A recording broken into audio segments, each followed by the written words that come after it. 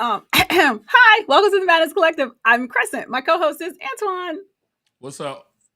It's just us two angry hosts tonight. That's it.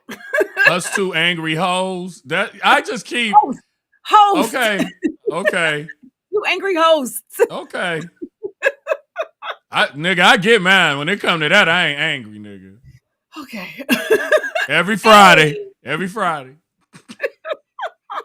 If you are tuning in for the first time, we do our best to recap the headlines, and you get additional commentary too. It's called TMC After Dark or TMC Before Dark. Who the fuck knows? We just say shit.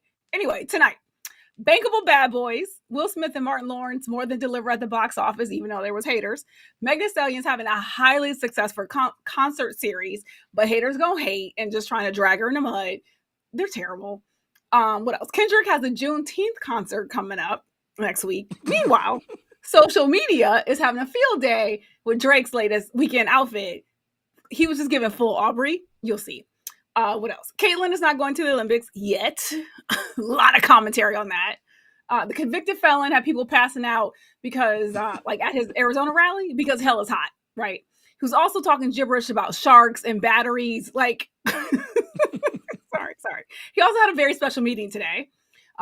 We're going to try and mention like this latest stuff from the religious zealot Alito, because y'all keep texting me and I saw it. I know it was a thing. His wife, they both crazy. They're both crazy. Also, what else? Oh, there's a restaurant in Missouri that has an age limit for who can enter. When we going? I know. Okay. All that more on this episode of The Madness Collective. Oh my God. Hi, Dion. What's up, Colin? Colin said TMC, Rage Against the Machine 2024. I know that's right. That's right. All right, there we go. Hi. Speaking of the word hoe, Rudy Giuliani had the nerve to call Fonnie Willis a hoe at something that he was at. Yes, he did. No, he didn't.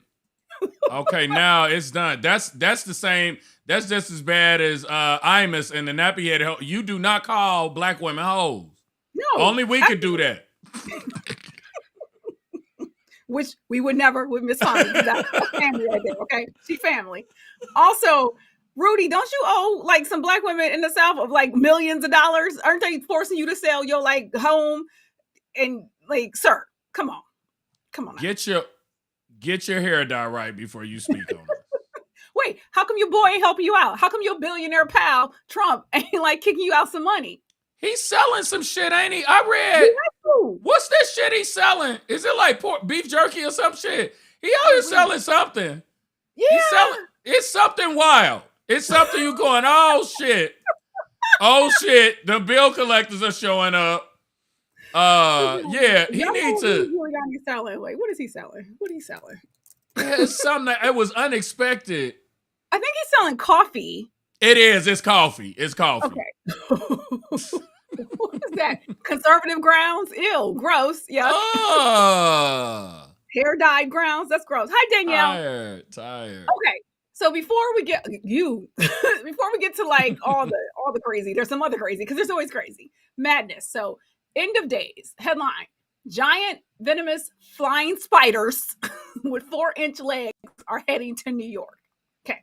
So in 2024 already, there were some spotted lanternflies. There's cicadas that thankfully I ain't seen yet, but I don't know if they've hatched yet. I don't know where they at, but they coming if they ain't here yet.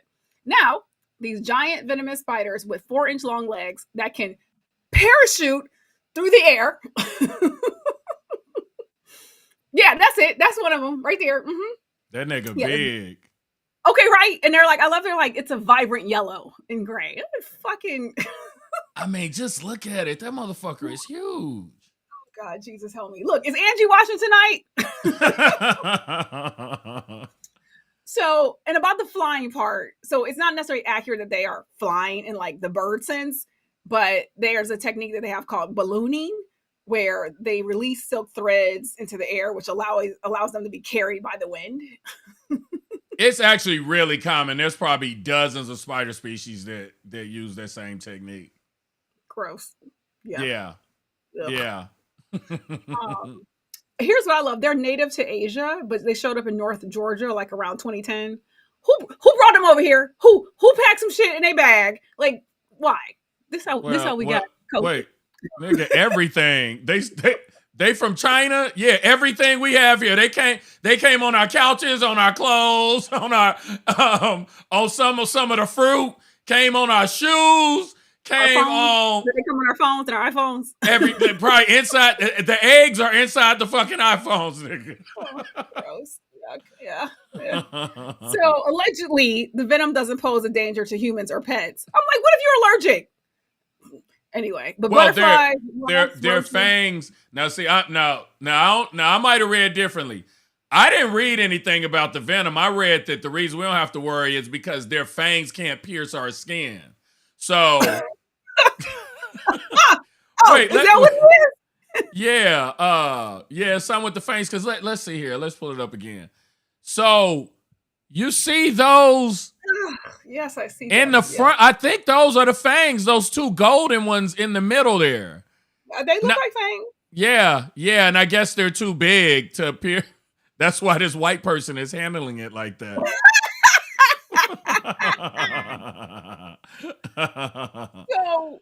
So the article I read just said they don't pose a danger. They didn't mention the fangs part, which okay, that makes sense. Yeah, but it did say with the butterflies, wasps, roaches, native spiders. It's a wrap for them. Whatever. I ain't trying to see that. I'm good. So yeah. Anyway.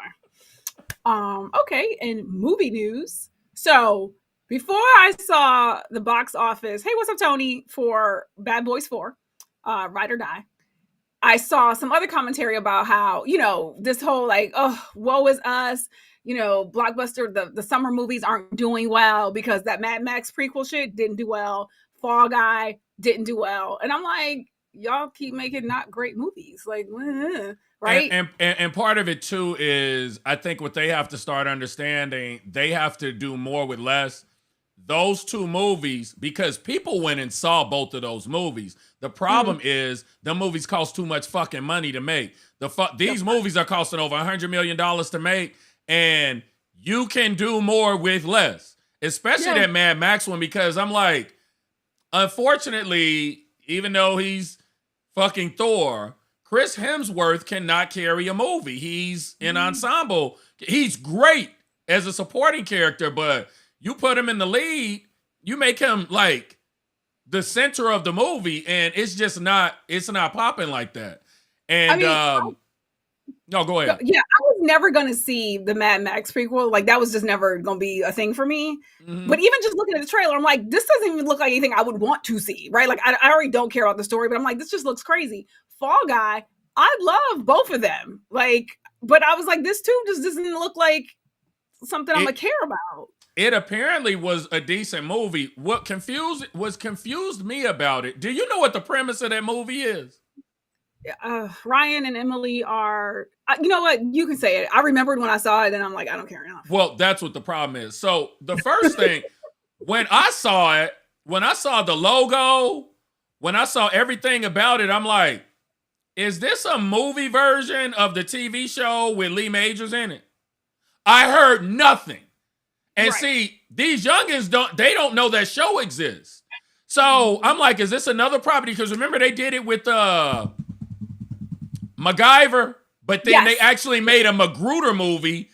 How crazy is this? Saturday Night Live did a parody. I remember that, yeah. With Will Forte. Is that it Will Forte? Yeah, it was hilarious. And what's her name? Oh, the GOAT. What's her name? Oh my God, from Bridesmaid. No. Yes. Oh, girl, and y'all need to look.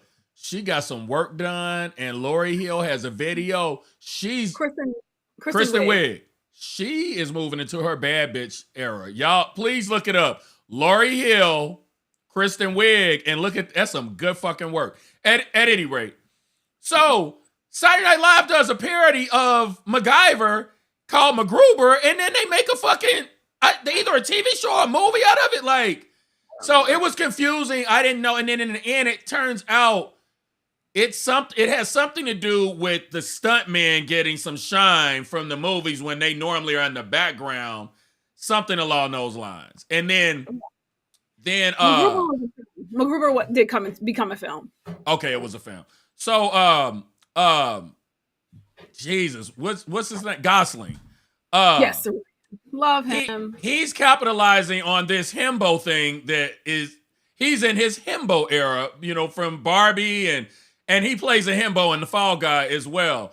So it ain't got nothing to do with Emily Blunt. That's Bay right there. Emily Blunt, Ryan Gosling is Bay. So they didn't hurt the movie. It's that fucking price tag that they put on it. So yeah, just throwing that out there. He's a Hollywood stunt performer who works as a stunt double for a famous action star. He's severely injured during a stunt gone wrong, and he abandons his career and his girlfriend. I love both of them, but I just didn't care. So all that to say, I'm reading all this like, woe is us, blah, blah, blah. And then Bad Boy does great for the, opening weekend, right? Does fucking amazing. So 56 million US and then 104.6 million globally. 44% of the audience was between ages 18 and 34.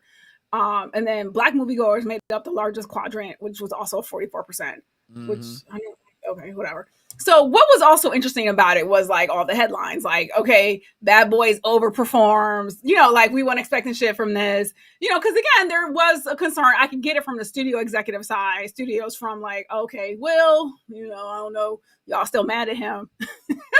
So I put all these tweets for Antoine to read because the commentary over the weekend was, so just a few. One person said, look, Black people are not about to cancel Will Smith, especially not over Chris Rock.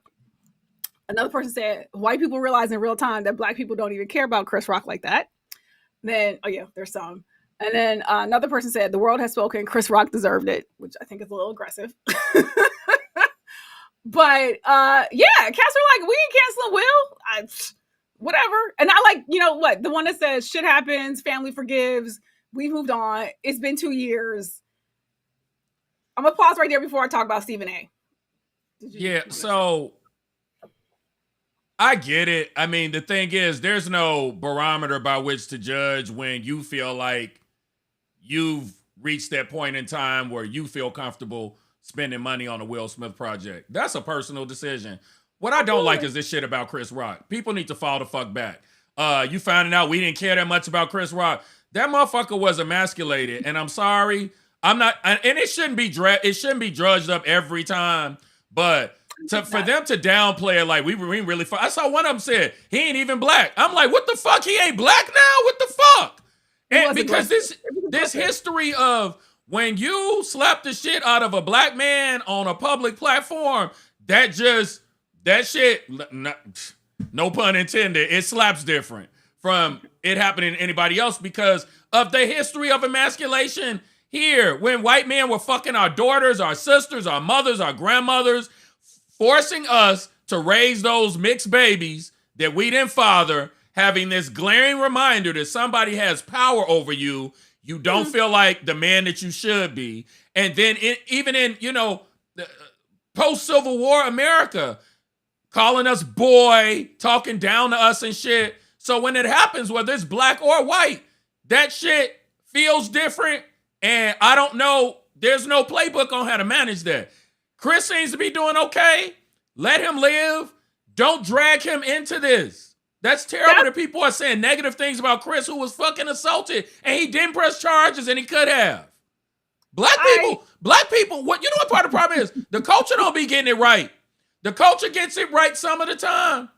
Because I'm telling you, even with this idea that the culture loves gangster shit. So somebody slapping somebody, somebody going on stage and slapping the shit out of a nigga because of a perceived dig at his wife, niggas fuck with shit like that. And even if you look at the comments, it's like, I'm gonna say a portion of the culture fucks with gangster shit because we don't. We felt some kind of way about the event. I'm telling you, saying, but that's not all of us. But I'm talking about like this reaction that we get now. This is to me when the culture goes left, when they start celebrating. It's like, yes, Will is a movie star. Will was gonna bounce back at some point, but do not disparage the name of Chris Rock, who was the one that was assaulted. I see what you're saying in terms of like, y'all didn't have to come at Chris in that way in order to defend Will, because what I do think a lot of the pushback though is the white Hollywood who wrote Will off, right? Like kicking him out of the academy. And I'm not saying he shouldn't have gotten like these punishments. I'm not saying that, but and that's the thing about how we have to engage with, there's all these nuances and navigations of, well, I don't appreciate kind of how white people came at him, right? This some black shit, let us handle it within our community. But he is a movie star, right? Like they had to do something, say something, do whatever. And it transcended color because of where it happened. Because the thing about it is, it's like, if you feel like somebody offended your wife, who am I to tell you not to slap the shit out of a nigga for putting her name in his mouth? But one thing you don't do is you don't slap the nigga at the motherfucking Oscars. That was disrespectful to Serena and Venus, to Will Packer, to Antoine Fuqua, to a number of people. Your daughter had an album that came out afterwards, went on tour. Nobody remembers it because of what you did. So, it was big. Absolutely, but it has been 2 years. And so I agree. Again, what a lot of people I do think we're reacting to is white people seemingly writing him off. That's really what I think the biggest thing is. Now, to just be like, we don't fuck with Chris like that is a bit aggressive. But that was also, remember when we talked about this, there was that element of it of people being like, well, Chris is the one that he's okay with white comedians saying the N-word, right? Like we ain't been like fucking with him like that. So there was that, and then there's their backstory. Remember, we talked about all these different elements. And that's a different, and all of the above is correct. But it's still, it's a place and time to put, it's a place and time to get gangster and doing it in front of the white folks when we are winning at a fucking award ceremony that we weren't winning at for a long time. All the Oscars so white, we get to this point, we get this moment, and that's all anybody remembers is what you did. But like you said, you can't be mad at the nigga forever. No. And we have moved on, right? We really have. Okay, so then, which leads me to Stephen A. Smith, because he always chiming in on some shit that nobody asked him to chime in on, okay? Because he clearly don't stick to sports, right? I'm not a fan of his. I think I said that last episode. I'm not a fan. Fair, because, deservedly so, right? Because you stick your nose in, look, motherfucker, why don't you just stick to sports? Why don't you just shut up and commentate on sports? But no, here we go. Okay. So Stephen A. Smith called Chris Rock damaged. Have you talked to that motherfucker? Did he tell you he's damaged? That's aggressive, right? Then he says, Will has to sit down and talk to the black community. About what? He was like, Will has to have a convo about why you did that. This was 2 years ago. And what's interesting? There's more to say, but your perspective on it, Antoine, I give more credit to than his bullshit come out of his mouth. So he continues. He was like, Will may have cost Antoine Fuqua an Oscar for Emancipation. Even if the slap had not happened, I wasn't going to see that. I don't know if it would have got nominated for an Oscar or not. Did you see that? No, but I mean, nobody saw that movie because of the slap, though. I understand that. Will Smith's name, although I will tell you, I truly believe it was going to be a concussion moment because this shit, them continuously casting the X-Men Storm as a fucking biracial black woman when she's supposed to be African, and casting Will Smith as the nigga that we've all seen on that photo with all the whelps on his back. That is the slave that Will was playing in that movie. Just like Will was playing an African doctor in Concussion, I feel like it just was going to be a stretch. Which was barely a fucking accent. So this is, and that's exactly. So that's my argument is that, because of how y'all cast him, I think that's a stretch saying the motherfucker was in line for an Oscar for Will Smith playing a black ass slave. This is part of what I'm saying, right? So I agree. For Stephen A. to make that as part of his argument, no. I would not have put that in my list of reasons why you think Will needs to do X, Y, and Z. Anyway, He also said Will wouldn't have smacked Ricky Gervais, Bill Maher, Bill Burr. You don't know that. Don't know that, but honestly, Antoine, I don't think any of the three of them would have made that motherfucking joke. I do think there was history here, right? It was off the cuff. He glanced. He's a comedian in the moment. Right. She was giving G.I. Jane. He actually did think it was disrespectful, right? So now, had he said Chappelle, maybe. Would you list 3 white comedians? Stephen A. He shouldn't have done that. Okay. Nobody needed his commentary on this. This is something it's such a personal. The issue with us is, for me, I think the bigger issue is what you did. That's some personal shit between y'all. Y'all can figure that out. But what you did on that stage during a night of Black excellence is what was offensive to us, to me. So that's the only thing. That's the only issue to me. And after 2 years, I'm like, okay, yeah, I'm good. I don't have nothing against him at this point. Right. So you got all this smoke for this scene. You need to have some more. You need to have some smoke for a whole bunch of other motherfucking topics. Okay. Because this 2 years later, sir, no. Last thing I want to know that he said is no apology necessary. He don't already fucking apologize. He apologized profusely. He's done it. Y'all do know in the Bad Boys movie, he does it again. Have y'all heard about this? I heard about it. I haven't seen it yet. Somebody said something to him and he's like, well, yeah, when I was younger, like I was immature and I did, things that probably weren't smart, blah, blah, blah. And then the punchline of the joke is, you're 50. And so they basically were saying, you're not young. That's not an excuse. So they kind of touch on it. But I do want to show, I'm going to show y'all real quickly him in the movie theater to show. Yeah, that was cute. Yeah, so let me go ahead and play that. So Stephen, okay, here we go.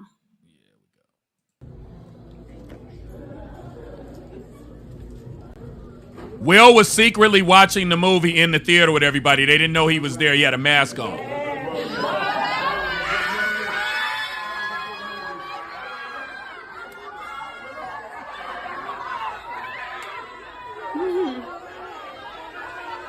Michael Jackson showed up in that motherfucker. I mean, again, Stephen A., what the fuck are you talking about, sir? Yeah. But I will say this too, Crescent.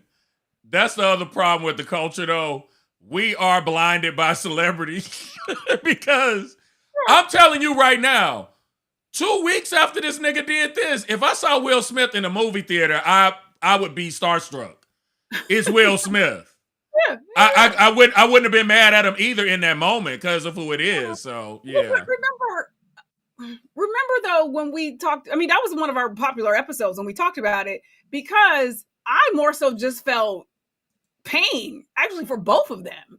Yes. Right? Like I'm like, both of y'all need hugs and therapy. Goddamn, right? Like this is because we've grown up with them, right? Like these are Black men in our community that we have been on a pedestal and have been famous forever for us. Yeah. So the last thing I was going to add about what Stephen A. Smith said, which is great that you showed that clip, because the other thing Stephen A. said was a lot of folks ain't get over that.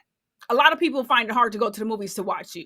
That's not Did you do this piece before you saw the box office? Because here's the other thing too. If I was going to comment on this, I would at least waited to see how the film did. You sound crazy. Moving on. Yeah, he's beloved. And just to throw something else out there, I don't know if Michael Jackson touched them little boys or not. I wasn't there. I'm not going to tell somebody. I did hear things later that bother me, but there's no smoking gun. There is no smoking gun that makes me know, but we always say you have to listen to victims. Yeah. But just like Will Smith, despite the multiple accusations with Michael Jackson, when Michael died, my whole family went and saw This Is It in Chicago in the theater. It's like, it's Michael Jackson. So that's what I mean by sometimes the celebrity transcends, is because we feel like these people are family and we forgive family. We got uncles that have done some engaged in fuckboy activity, and they at the barbecue. You go fight your uncle every time y'all have a fucking barbecue. So complicated relationship. Yes. So one last guy once said, with response to Stephen A., he said, Ed Joe Briggs Esquire said, there is a Black man with a troubled relationship with the community involved in that statement, and it ain't Will Smith. Oh, and both, hey, maybe they cousins. They both last name is Smith. Yeah, maybe. Okay.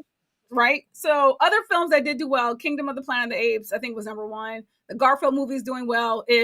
So, again, tell interesting stories. Tell stories that people actually want to maybe fucking go into the movies and see. But they said F is a fucking money grab. They said the plot is stupid, but they said Krasinski just called in all his friends. Like George Clooney voices one of the characters really briefly, And I thought it was gonna bomb, and it's doing well. So that was the one that looked weird, but I'm like, I don't have kids, so like, I'm like, I'm cool on that. But I was, that one I was like, I don't know how this is gonna do, but it looks like it's doing well. Like you said, all right, Megan Thee Stallion. So she's doing really well. Now I didn't get a chance to verify this, but there was a tweet that talked about she's having the highest audience attendance I think also as an independent artist at Madison Square Garden, and then at an arena in Baltimore. I think, was that what it was? Yeah, I thought it was a female rapper. Sorry, right? Okay, so congratulations on order for Megan, who now holds the record for the extra sauce was because she's independent. That's what I thought I read. Yeah, because I saw two different. Okay, right. So highest audience attendance for a female rapper at both Madison Square Garden and this Bank Arena in Baltimore. She did that as an independent artist. Right. Okay, so right, so riding high off of that, things are great. Niggas come around. So there's an AI generated sex tape that's like online that I guess showed up a little over a month after. Y'all remember we talked about this? Her former videographer. So I should not laugh. He sounds like he was traumatized. So he, brought forth this lawsuit saying that they were all in a car and she was having sex with another woman. So around that time is when this AI generated sex tape started like floating around.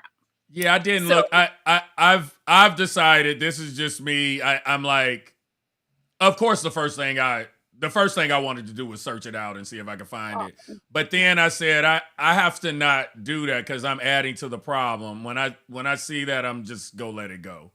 Right, because it shouldn't have been created in the first place. No, but real quick, I just want to point this out. Yeah, Lovely T did a deep dive on the guy that sued Megan, and when you go and look at when you go back and look at that motherfucker's tweets, this all feels premeditated. He's a barb, straight up fucking barb. See, so and if they introduce that shit into court and then they say, look how the rest of these motherfuckers act who are part of this gang, because it's a fucking gang. We was talking about Rico. Them barbs need Rico charges. Fucking chase the barbs. They're crazy. So, yeah, he was a barb. I don't see this going anywhere. This seems to have been premeditated. It was done to have a thief in the fucking temple. And, no. Well, Megan's lawyer said he's full of shit and it's a shakedown. So, that was Megan's lawyer's paraphrasing. So, what Megan wrote about this, though, this is what she put on social media. She said, it's really sick how y'all go out of y'all way to hurt me when y'all see me winning. Y'all going too far. Fake ass shit. She said, just know today was your last day playing with me, and I mean it. So somebody was like, you need to get Cardi's attorney, who she used to sue your girl with the wine. Not your girl with the wine. Like, whoever, get that lawyer, Megan, please. So the really sad part, though, is so she's at her show in Tampa, and she's about to do her song Cobra. And she gets really emotional. Like, this shit is fucking with her. Like, I love Megan and Megan.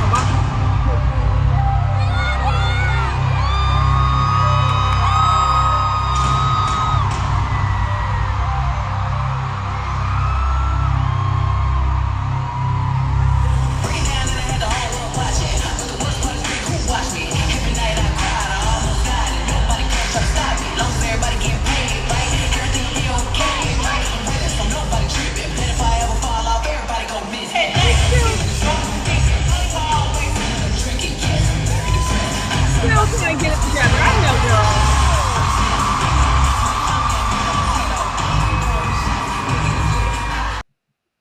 Because Cobra is her song about all of that. Like, that was her release about everything with the shooting and all that stuff. And like, I know we talked about, the hypersexualization, blah, blah, blah, but Megan just seems so fucking cool. She don't bother nobody. I love Megan.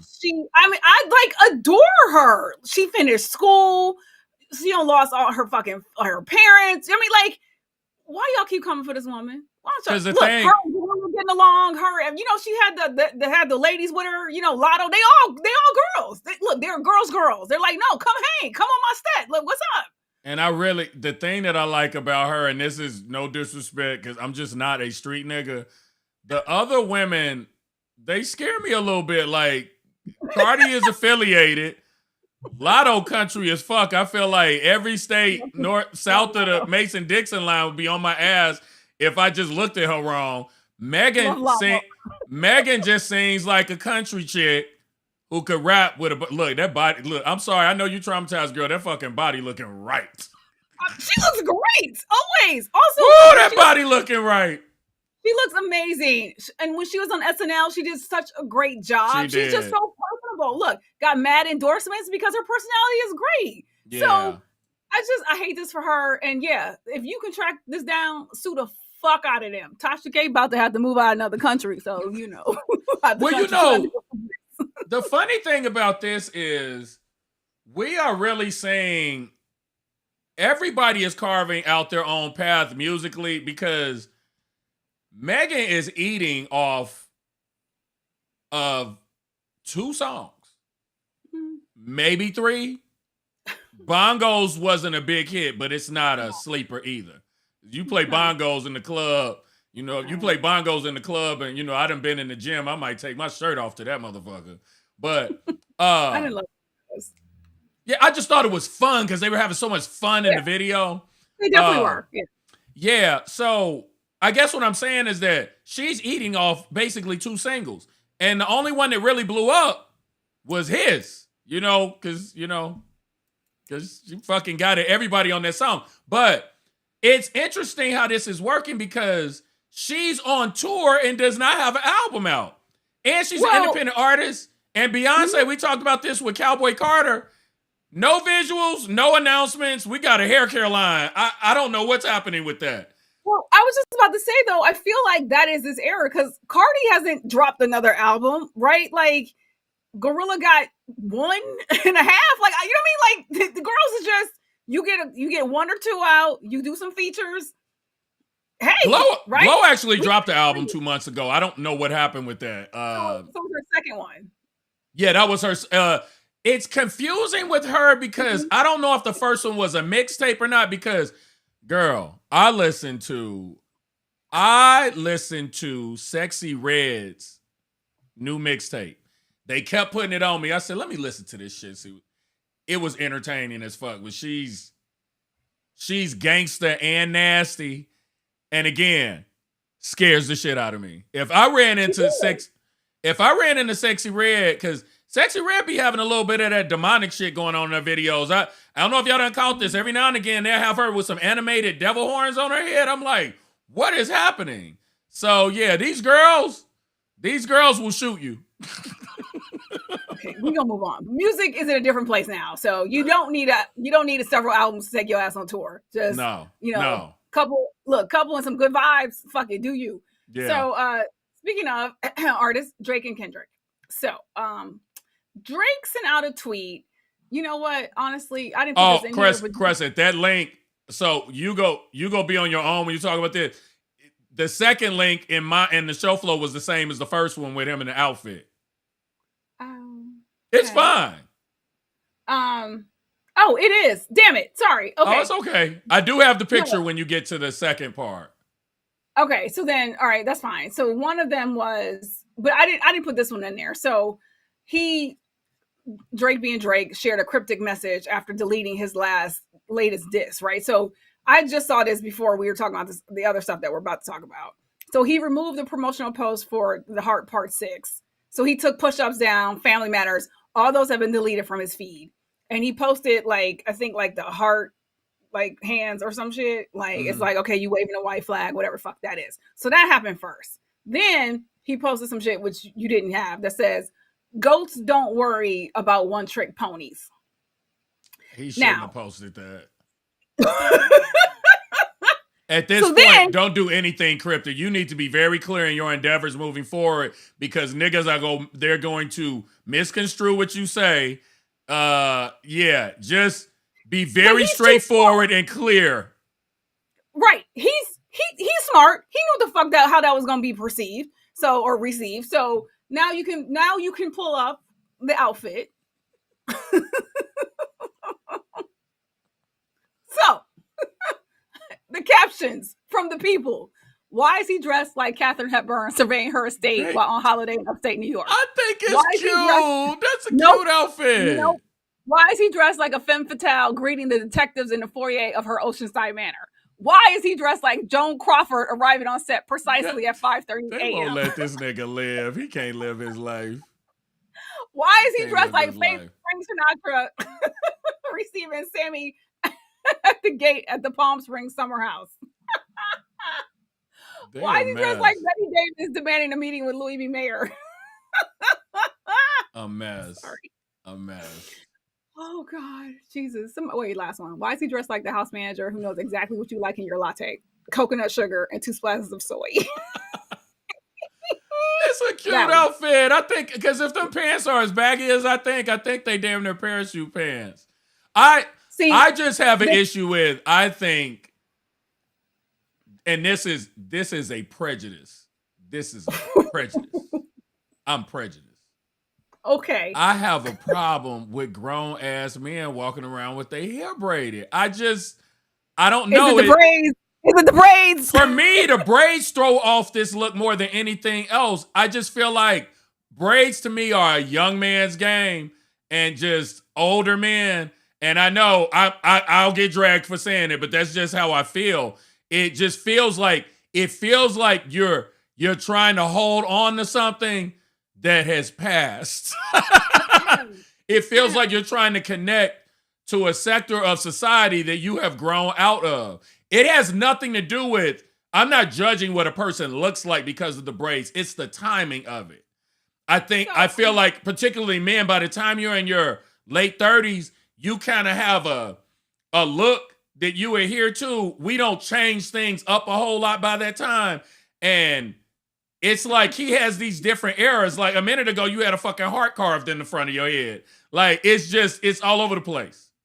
I'm mad because the tweet that I thought was in there gives the full body look of it. And that's really what I did want you to have shown, but it's fine. I'm trying to find it quickly, but I can't.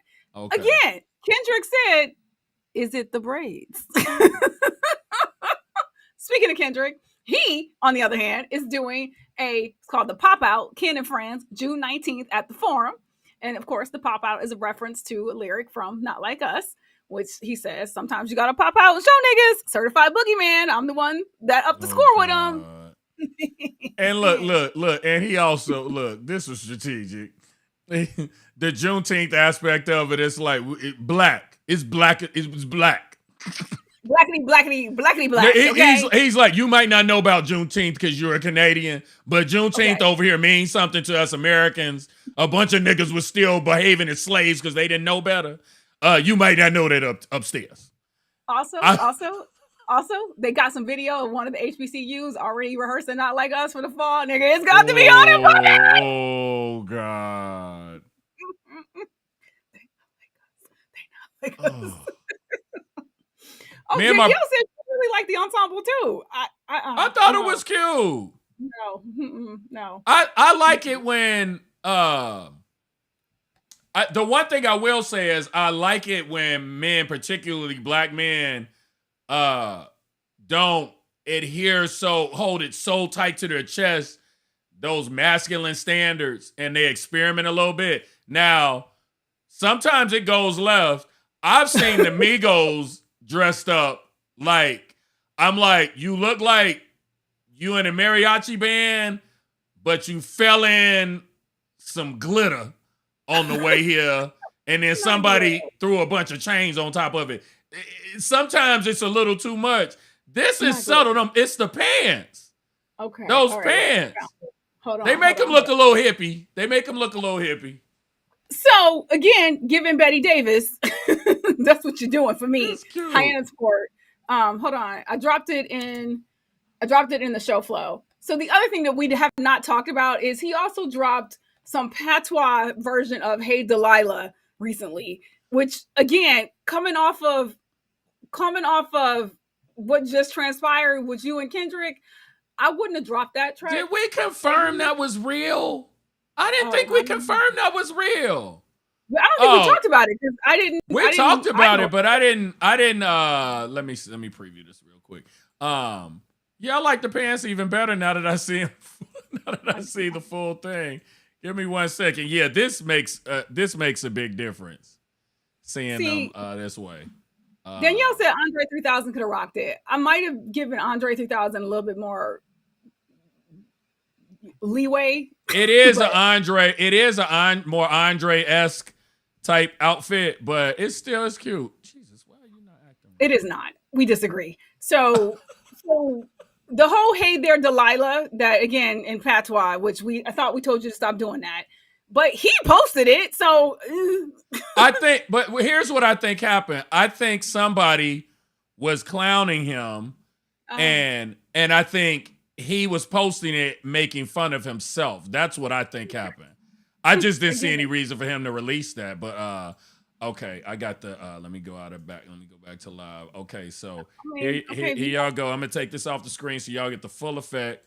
And there you have it. I couldn't have wore that, but I mean it's cute though. It's cute. Aubrey. Let that man live. Nope, I will not. Also, Kendrick made a surprise appearance at the Compton College commencement and just, told the cats, look, love Compton, be inspired. He was like, look, we're growing day by day, brick by brick. Just out there being inspirational, like for the kids. You know what I'm saying? So, yeah. Shouting out his love of Compton. So that's that. Moving on, because we both got hard outs. Pun intended. So, Olympics 2024.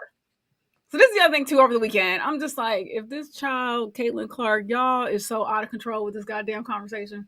So, the WNBA, the women's team got put together for the Olympics. Although it's not like officially final, but it kind of is final. Yeah. Caitlin didn't make it yet.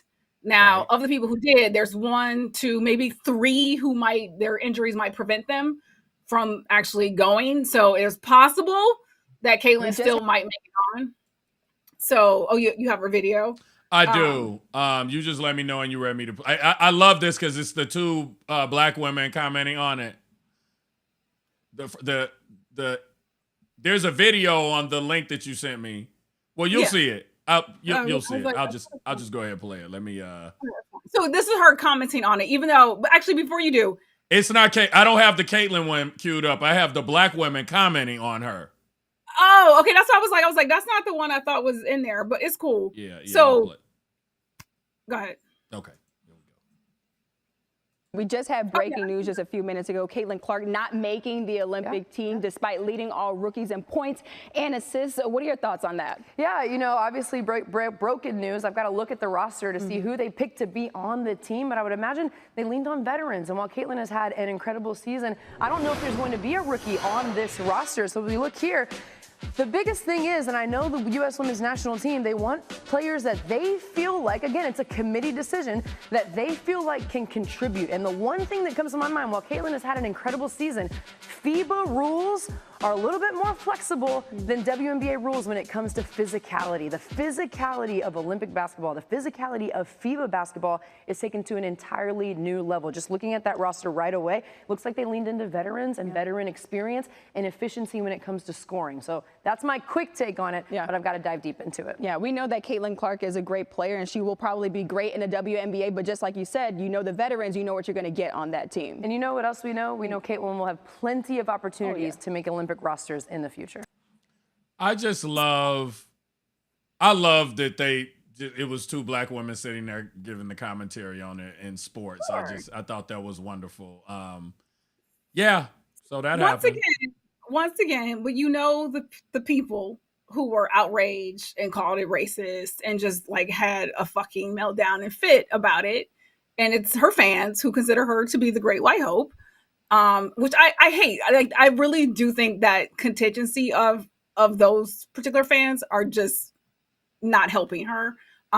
She did also say something. That was the video I thought you were going to show, but I could just read what she said.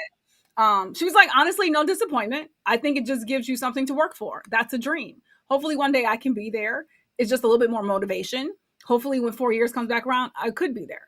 She's like, they called me and they let me know before everything came out, which was really respectful of them. They did the same for every girl that made the team or every girl that didn't make the team. She's like, I love competing at every second. But she's like, it's actually going to be a great month for my body to rest. Because remember, she came off. A bitch is tired. I jumped from college right into professional basketball and then have a break.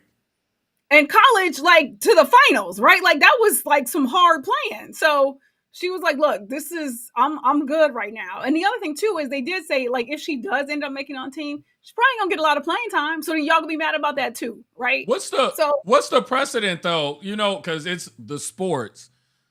What usually happens if they're breakout rookies? Are they allowed to? Has it ever happened before? So they have. I think Candace Parker made it. Maybe Rebecca, because I did read this, so I could actually talk a little bit more in depth about it. But there have been times when rookies have made it on. That's not necessarily a usual thing that happens. The other pushback has been that marketing. So once again, Stephen A had something to motherfucking say about it. In contrast to the other commentary, he of course thinks it's a stupid decision. But again, from his perspective, strictly marketing. Because other people are like, well, who would you take off to replace? Like, who would you remove that you're saying that she's better than who made the team right now? And again, I'm glad you showed the clip that you did because I'm still now getting more up to speed on the W. But the way y'all keep shoving Caitlyn down people's throats, and I don't even think she wants that. You know what was interesting is over the weekend. She's lovely. She seems like a lovely, humble person. That's what I don't like is that if you talk to her, she's unproblematic. It's everybody else commenting on her. I ain't heard nothing. I've heard no slander. I ain't heard nothing brolic come out of this girl's mouth. She just go to work and mind her own fucking business and give the standard response that's uncontroversial. She's like perfect for marketing. Like, it's like, that's, you know, it's like these other people, their comments are just out of place. They are. They're doing the most. And I'm just like, fall back. Like, let this woman just play basketball. So over the weekend, I ended up seeing a portion of 30 for 30's Celtics Lakers dynasty situation and Magic versus Larry, right? And same thing with Larry Bird. Great White Hope. And they were literally calling him that. And in an interview, they were like, so yeah, Great White Hope. What you think about that? He was just like, no. He was like, no, thank you. No. Black players, they're great. They're outstanding. I just want to play basketball. Literally, was very measured. Like, y'all doing too much. I'm just here to play basketball. Well, let me ask you this, because it feels like, and those of you who are in the chat who pay attention to the sports, I feel like because the WNBA it's been around, but it ain't been around that long. So what I mean by 97. So what I mean by that is I don't know how many Olympics we've had since then, but it seems that when you have a smaller pool of talent to draw from, you would have an obligation to pull rookies from the talent pool because you don't have years and years of experienced players to draw from. So now that they have an established league that has been around for a significant period of time, I would venture to say, without knowing this for a fact, that over time they pick fewer rookies as more time elapses because they have more seasoned players to pull from when they are choosing players to play in the Olympics. Does that make sense? No, it does. And I will actually tell you, it's not even necessarily that they have more seasoned players, although that is definitely an aspect of it. But this is what I have since learned about the W. There's a lot of talent. There's just because of the growth of the sport. And so even some of the newbies coming in, like, there is a lot of talent in the WNBA. Some of these teams are like stacked. So had it not, there's a couple other people that are like, actually, there was I don't want to mispronounce her name, but there's like one other person that kept saying, honestly, that's probably who should have been on there, but it's cool. Do you know what I'm saying? So, and what Tony said, this shit ain't about marketing. It's about bringing home the gold. Fuck anybody's feelings. And it's a committee. It's a committee that made this choice. It's not like it's one person who was like, we're going to keep this white girl off the Olympics team because racism. That's crazy. I just don't know why. I don't know why. I almost want to call him sassy, but Stephen A. Smith. I don't know why he's the one that mentioned marketing. Yes. Put her on the team for marketing. I mean, in essence, paraphrasing. That's terrible. Thank you, Dion. I was waiting for Dion to say something. So in the last 7 Olympics, 5 rookies have made it. I knew there was a few. Yeah. So, you know, the one that I love is I love the fact that Brittany is getting to play. I do too. Brittany got interviewed, and they were asking her, they said, yeah, what do you think about the Olympics? And she was like, that's a dream come true to be able to get back out there and play on an international, it was, so that to me is the bigger story here is that Britney is playing. Let's watch that and celebrate that instead of wondering why Caitlyn ain't there. Okay, so and why didn't Steven talk about that? He's biased. He's a lot of things. Problematic starting. Let's just start there. So Dion did also say there are at least 20 players better than Caitlyn right now. And that's okay. That's okay.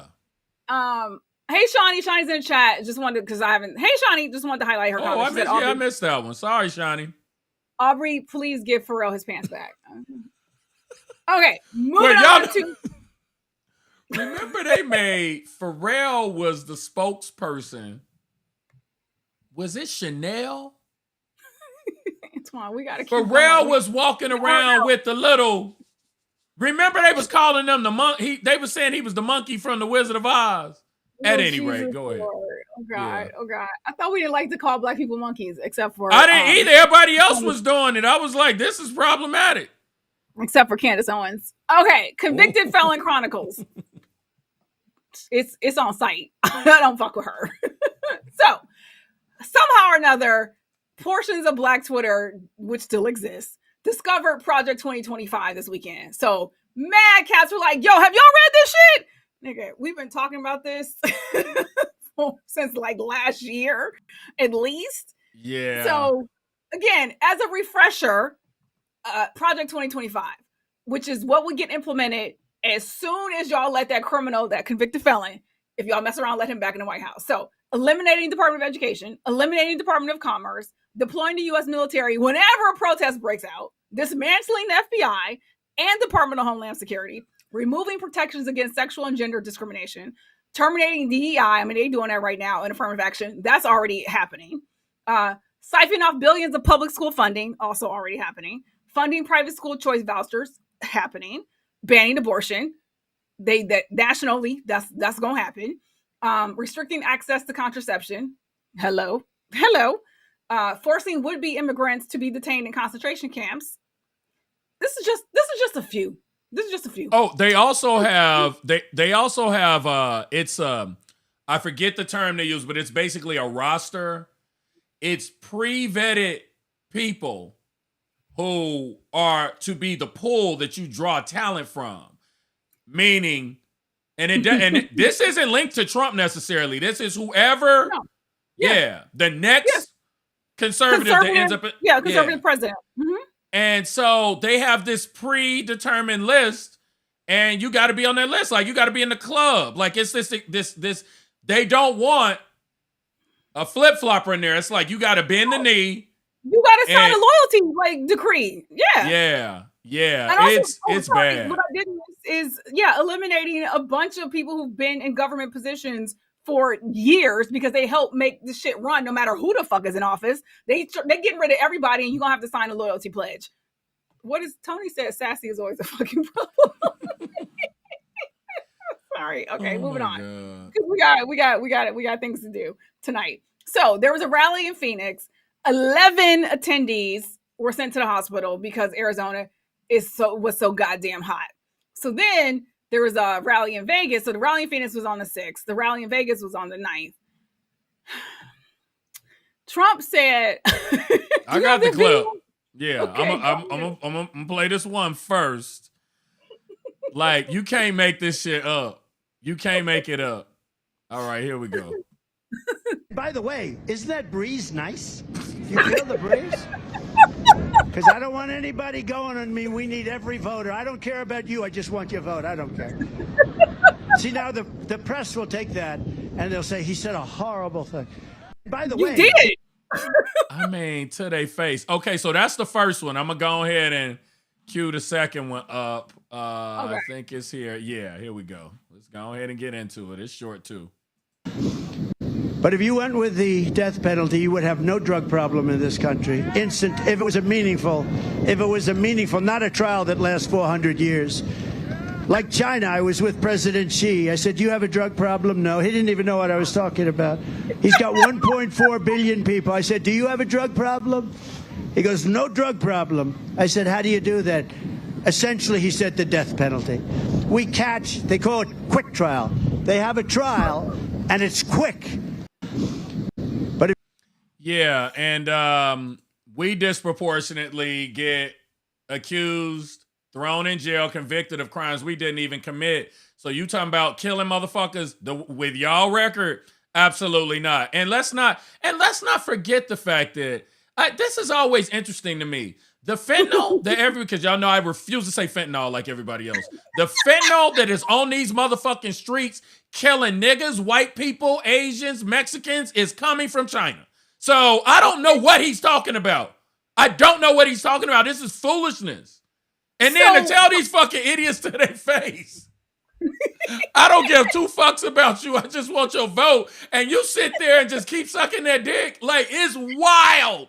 Giggle. They fucking giggle. Yes. They chuckled.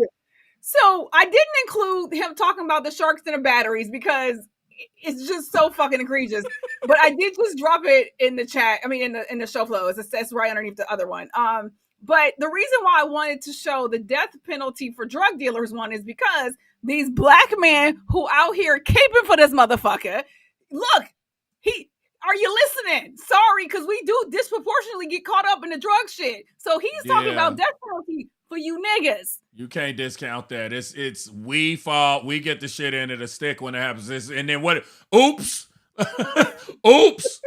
And you know, you dismantling all this shit that would give reparations to people, you know, it's like, yeah, fuck you. I mean, if you want me to, I have a list of the 10 things from Ben, if you want me to pull that up. Yeah, I was going to read that out loud. Thank you. Okay, I'll put it on the screen while you're reading it.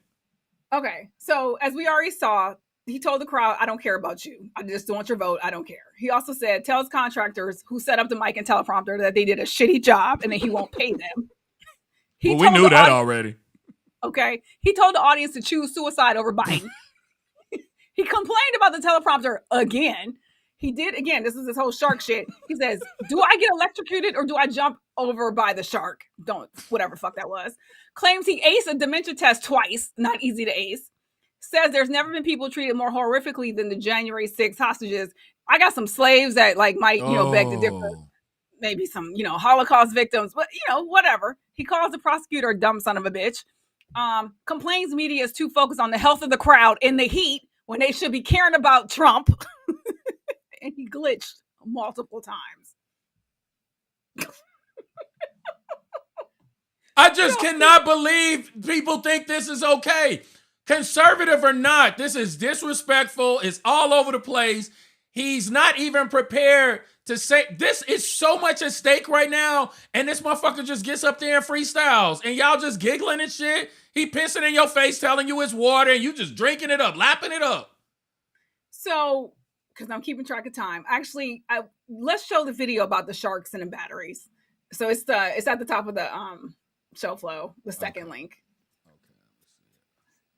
So while that's getting prepped, today's meeting was with his probation officer. I can't. I can't. This y'all king?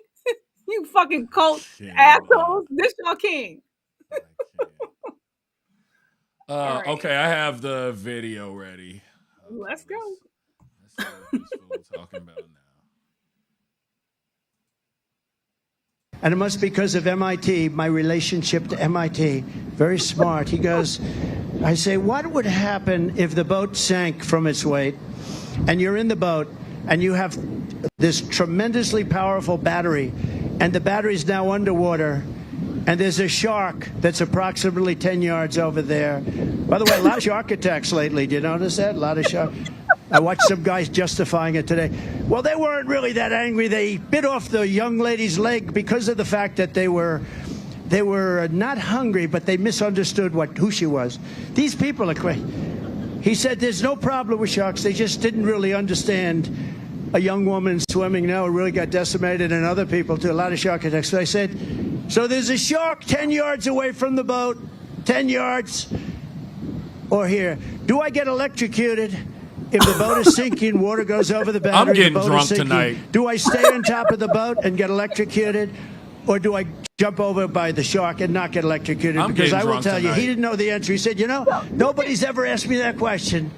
I said, I think it's a good question. I think there's a lot of electric current coming through that water. But you know what I'd do if there was a shark or you get electrocuted? I'll take electrocution. Oh, my God. So what I think precedes that is him talking about electric vehicles, maybe like being transported. I think that's what he was talking about in the battery thing. Yeah, he probably talked about, because those Chinese electric cars, they're cheap as fuck. If they ever pull that what do we call it? If they stop taxing them, that imports, if they ever remove the import tax, Elon, because Elon lobbied against it. He's like, if you let them do it, it's gonna destroy us. Fuck you, Tesla. Fuck you. Yeah. Yeah. So again, that's y'all king. Okay. So actually, and I'm gonna say this: the fact that his team was gonna let him debate Joe Biden, I don't know what drugs y'all about to do, because he go off on one of them tangents. If I'm Joe, I'm just let that motherfucker cook. I'm gonna let him cook. Because my thing is, because here's the thing. I don't know if, I will say for most of his life, he's not as smart as his constituency thinks that he is, but he's not a dummy. So in my mind, I'm thinking to myself, can he relax his ego long enough to prepare himself for that debate? Because if he's not prepared for that one, Joe might eat him alive. He's good at freestyling though. If Joe flubs and he's Johnny on the spot, that could be gold for him. Dark Brandon showed up at the State of the Union. That motherfucker had a zinger. He was like engaged. He was people in the audience saying shit. He was like, boom, boom, bam. What's up? So I'm good actually. I was like, my uncle brought up a good point. He was like, if I'm Joe, I'd be like, well, I'm about to sit here across from a fucking convicted felon, right? Like, I'm not even gonna give him the fucking dignity of my time, right? Like, why? And if he's smart, he will only refer to him as such the entire fucking night.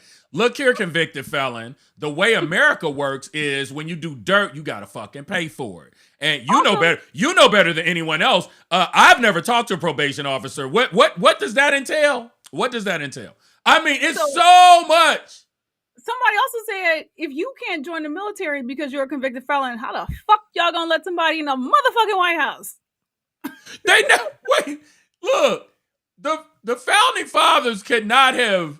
You can only predict so much. In their mind, they're like, I mean, they couldn't possibly be stupid enough to even, this is a no-brainer. Like, we don't have to tell them not to let this type of person in the White House. I mean, there would be a revolt. Again, the Republican Party, this no longer exists. This is on them. They could have shut this shit down a long fucking time ago. But here we are. So Jason gonna say, I don't want to see no white-on-white elder abuse. Whatever. Dark Brandon, take his ass down. So like I said, today he met with his probation officer and he appeared, it was via video conference from Mar-a-Lago, where he hid state secrets and refused to hand them over after being asked to do so several times. Okay. Wow. His lawyer was there, which typically people convicted of crimes in New York usually do not get their lawyers to be with them when they meet with probation officers, but the judge allowed it. Bragg said, I'll let you have it. Because he had to agree to it too. Bragg was like, the judge signed off on it, but Alvin was like, I'm not. He's like, the work is done already. You can have that. Right. He was like, that's cool. So, and also just FYI, the usual purpose of a pre-sentencing probation interview, I'm gonna repeat that, pre-sentencing probation interview is to prepare a report that will tell the judge more about the defendant, right? Potentially help determine the proper punishment for a crime. Some reports are typically prepared by a social worker, a probation officer, or a psychologist working with the probation department who interviews the defendant and possibly that person's family and friends, as well as people affected by the crime. Y'all gonna holler at Stormy? So, present reports include a defendant's personal history, criminal record, and recommendations for sentencing. Also, it said, there was another one that said, if available, state law also requires a report to include findings about a defendant's physical and mental condition. I just think it's crazy when a person who you think might be crazy constantly tells you that they keep acing tests that nobody has ever seen. It's like a person is not mentally well. Like, like running around in the middle of the street. Of course I can drive. I got a license, but it's a piece of paper where they just drew a picture of themselves. Like, that's what it feels like. What's the scene? It's a scene that I'm going to have to start playing when I'm just fed up during the show. I think it's from one of them Zoolander movies where Will Ferrell is like, I feel like everybody's taking crazy pills. That's a national treasure right there. Love me some Will Ferrell. Yes. So, Oh my God. super quick, because I don't want to delay because this happened today. Alito. It can't be good. No, not at all. So there is a woman activist who goes undercover as like a Catholic, basically like a Heritage Foundation type person. And she goes and she asks questions like she's on the side of the crazy. Okay. So she got him on tape, Catholic conservative, talking about this compromise in America between the left and the right might be impossible. And he says one side has got to win. There's just no, we have to return America to a place of godliness. So fuck separation of church and state. Okay. Like, fuck that. One side has got to win. And it needs to be the side with God. So I just think I find it so fascinating that, because I connect this to the Project 2025. We all know that these are not God-fearing men, but they need these evangelicals. They need them in order to stay afloat, in order to be powerful. So you throw the religious sauce on it to pull them in. And it's disgusting because if you are truly a person of God, you should be able to see through this facade and realize that someone is actually exploiting the word of God for monetary gain and for power. And that should disgust you, because even if you are able to separate, you can say, oh, my religion is separate from how I vote, but they keep trying to conflate that white nationalism with Christianity and conservatism and all this other shit. And the fact that they allow themselves to be taken advantage of like that is just terrible. Because at this point, evangelicals, that's Christian nationalism. It's one and the same now. And yeah, it is. It's about control. It's about keeping women barefoot and pregnant, denying women being able to get a fucking divorce, because it literally is going back to control. So Alito out here fucking talking about fuck church and separation church and state. Like, I'm focused on this. She also talked to Chief Justice John Roberts and basically posed kind of a similar question. He was like, no, that's not up to lawyers. That's up to the people who vote. He said the answer you're supposed to say. Yeah. We deal with the cases as they come. Like, we do the analysis. Yeah. Because that's what we're supposed to do. No. Then you got Alito's crazy ass wife, like Jenny Thomas. I don't know what the fuck is up with these people. They fucking crazy ass wives. But she over here talking about, yeah, I'm German. I'm from Germany. You come for me. I'm getting back at you. Right? So she's mad because she's going to fly a Sacred Heart of Jesus flag because she has to look at a pride flag all month. So she's like, I'm fighting flag with flag. And also she was talking shit about all this, like, we're going to come after people for defamation. We're coming after the media. Like, once she said, once Alito's done with all this stuff, when Samuel's done with all this stuff, we're going to sue. I think that if you don't have no fucking swag, you shouldn't be allowed to be a Supreme Court justice. Y'all don't have no swag because these bitches y'all pulling are gutter ass bitches. Oh God. No swag. No swag. I also find it so interesting. And again, I don't have a problem with interracial dating and interracial marriage. I am not Dr. Umar. If you are in the hospital for 3 months and a white nurse nurses your ass back to health and you fall in love with her, who the fuck is to tell you that that's wrong? But ain't that a movie? Ain't that a TV show? It probably is. But that's a TV show.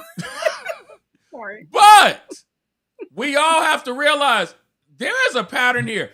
All of these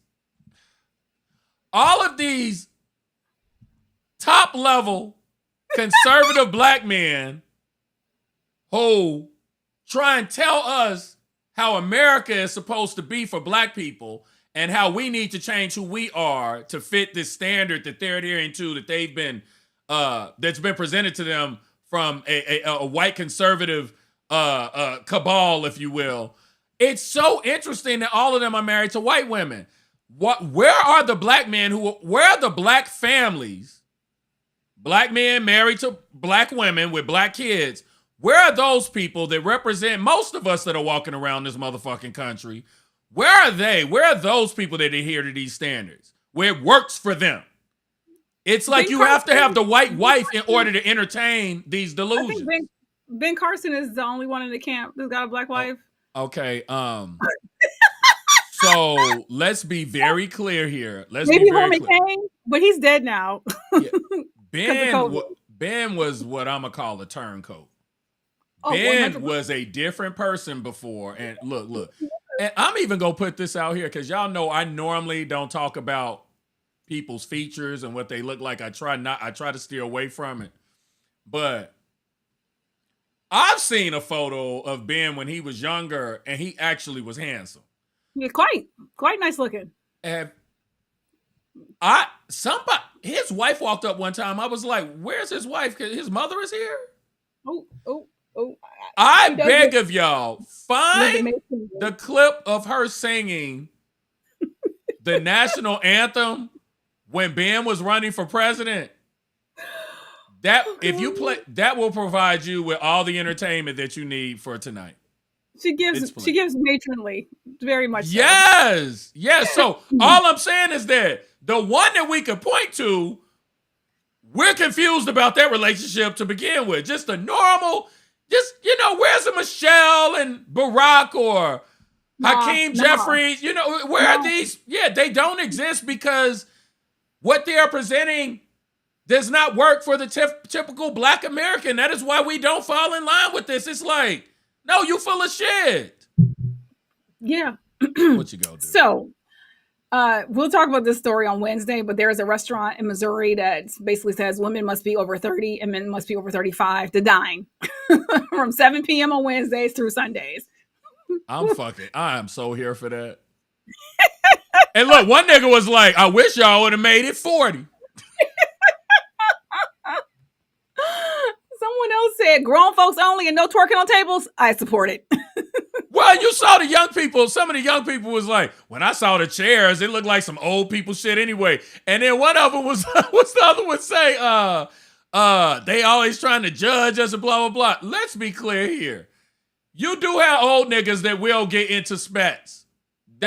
We're not above that. But if you know what statistics and trends are, you know that the older you move up that fucking pole or whatever you want to call it, the closer you get to 100, the less fights go break out. 1, 2, what my friends and I call in these Instagram restaurants where they have that like fucking setup where you can take the picture for the gram.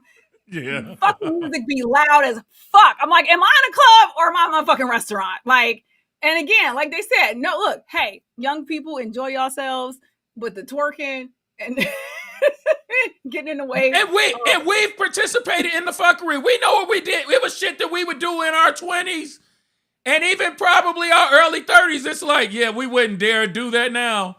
But yeah, I told you, I took my brother, we went to a bar and it was a girl. I had to go to the bathroom. This was 2 weeks ago.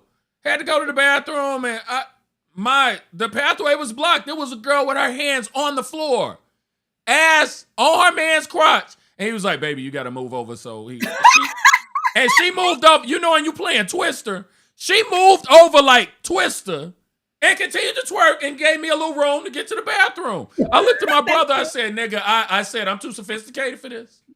I'm too sophisticated. I'm a little bougie. I'm a little bougie. Just a little bit. So, yeah, we wrapping up. Thank you for watching. Like the show, like the episode. I'm in both of them. What'd I do? In both categories? Maybe bougie and hood. Maybe they're saying that. I don't know. I'm not twerking in nobody's restaurant. Maybe at my house. We've had twerkathons at the house before, but yeah, sure, but yeah, sure. not. because you know the get up ain't as quick as it used to be. So you know. Knee problems. I just can't be out in public on the floor, literally on the floor. Like, where's my medical alert bracelet? Wait, remember when we went out for Halloween, and no, it wasn't Halloween. I forget. We went out, and then remember my kneecap popped out. We were at some party, and my knee popped out. I was getting it in. They was playing my fucking song, and I went, oh my God. It popped out and popped back in. I had to sit my ass down. My whole leg was stiff the rest of the night. These are the things. So on that note. Oh, perfect timing. Join us on Wednesday. Thank you for watching. Like the episode and tell a friend. Good night, niggas.